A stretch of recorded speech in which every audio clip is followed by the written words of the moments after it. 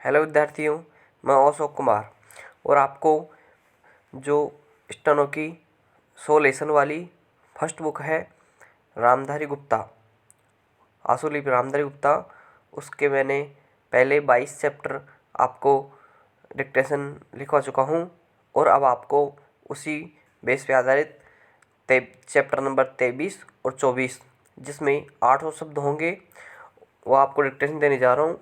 Dictation की speed 80 शब्द प्रति मिनट होगी। ये डिक्टेशन आपको अपनी स्पीड बढ़ाने में बहुत ही मददगार साबित होगी। तो चलिए डिक्टेशन को स्टार्ट करते हैं। डिक्टेशन स्टार्ट होगी 5 सेकंड बाद।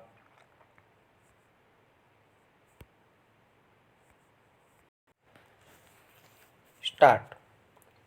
महोदय, जो यह बजट प्रस्तुत हुआ है वह देश का एक ऐसा नया चित्र उपस्थित करता है जो चित्र उन्माद का है, आशा का है, सफलता का है।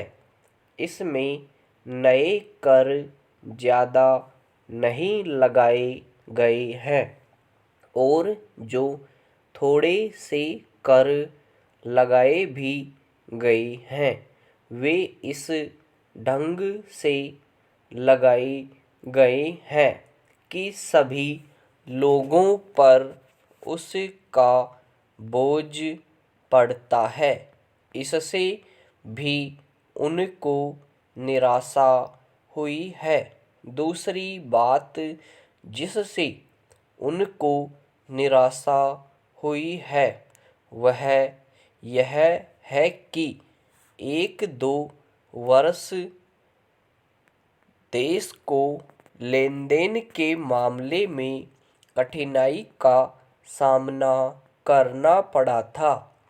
योजना को कठिनाई में पड़ना पड़ा था, वह कठिनाई दूर हो गई है और मैं सदन की तरफ से उन देशों को धन्यवाद देना चाहता हूँ, उन देशों के प्रति आभार प्रदर्शित करना चाहता हूँ जिन्होंने हमारी इस कठिनाई को दूर करने में आगे बढ़कर हाथ बटाया है।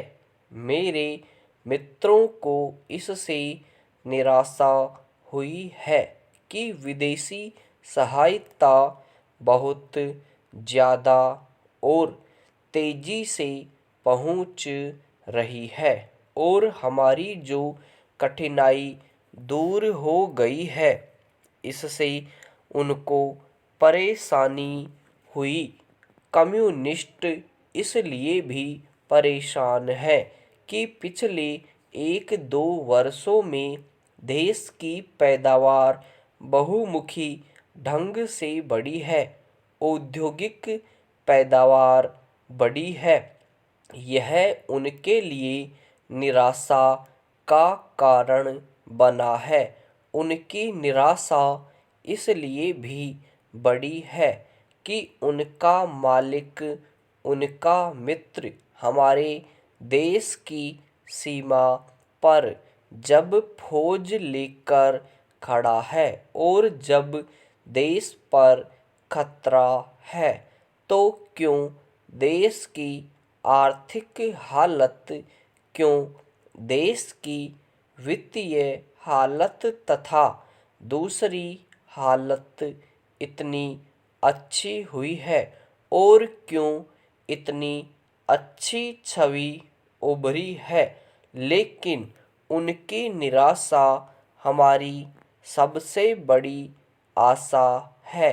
उनकी असफलता हमारी सबसे बड़ी सफलता है और मैं समझता हूँ कि उनके भाषण हमारे वित्त मंत्री महोदय के लिए सबसे बड़े बधाई के भाषण है। पैरा 2-3 और चीज़ों की ओर मैं आपका ध्यान दिलाना चाहता हूँ। उनकी ओर दूसरे माननीय सदस्यों ने भी आपका ध्यान दिलाया है। हमारी सरकार का ध्यान भी उस ओर गया है, लेकिन मैं समझता हूँ कि उन पर और अधिक ध्यान देने की आवश्यकता है। पहली बात तो यह है कि जब चीज़ों की पैदावार बढ़ रही है, जब देश उन्नति की तरफ जा रहा है, तब भी देश में कीमतें बढ़ रही है। पैरा महोदय, यह मानना कि उनको रोका नहीं जा सकता गलत है। इस महंगाई को रोकने के लिए कुछ विशेष कदम उठाने होंगे, कुछ विशेष काम करने होंगे।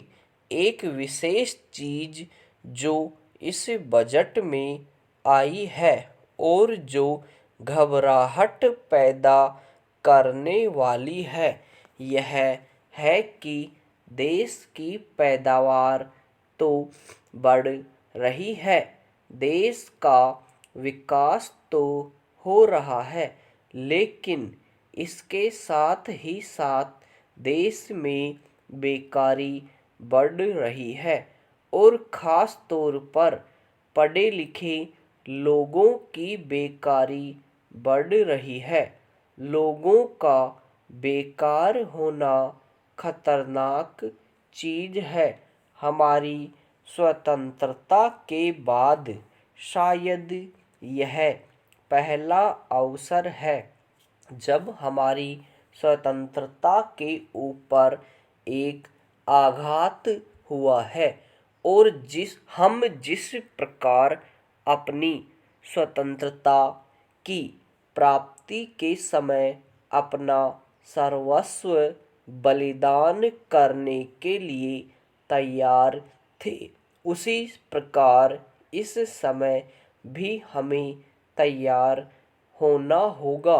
माननीय प्रधानमंत्री जी के मत से मैं सर्वथा सहमत हूँ कि यह एक ऐसा अवसर है जिस अवसर पर इस देश की प्रतिनिधि संस्था जो यह लोकसभा है, उसे इस संबंध में अपनी स्पष्ट राय देनी है और उस राय को देने के बाद हमें उस राय के अनुसार सरकार जो भी कार्यवाही करे उसमें सरकार को पूरा सहयोग भी देना है। प्रजातंत्र में प्रजा के पूर्ण सहयोग के बिना कोई काम नहीं चल सकता, चाहे वह कोई काम हो, छोटा काम हो या बड़ा काम हो। फिर यह तो हमारी स्वतंत्रता की रक्षा का प्रश्न है और ऐसे अवसर पर प्रजातंत्रवादी राष्ट्र को उसकी सारी प्रजा को सरकार के साथ सहयोग के लिए तैयार रहना चाहिए।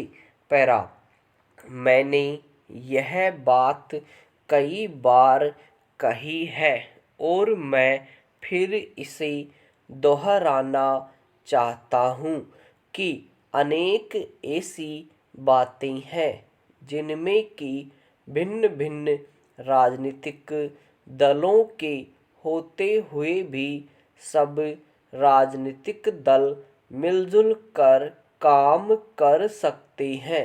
यह एक ठीक इसी प्रकार का अवसर है।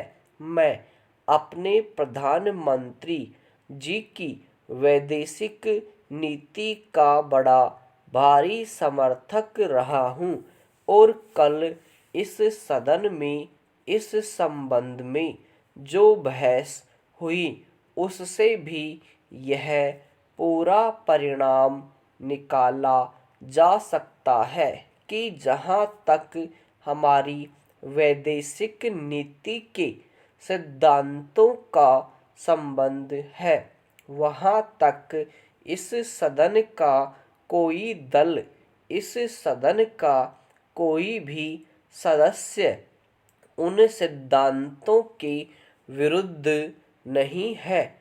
कल मैंने बड़े ध्यान से अपने साम्यवादी दल के नेता का भाषण सुना।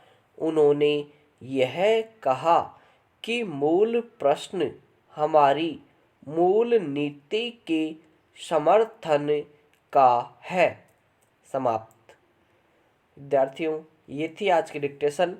इसी प्रकार फिर एक नई डिक्टेशन के साथ में जल्दी ही उपस्थित होते हैं। धन्यवाद।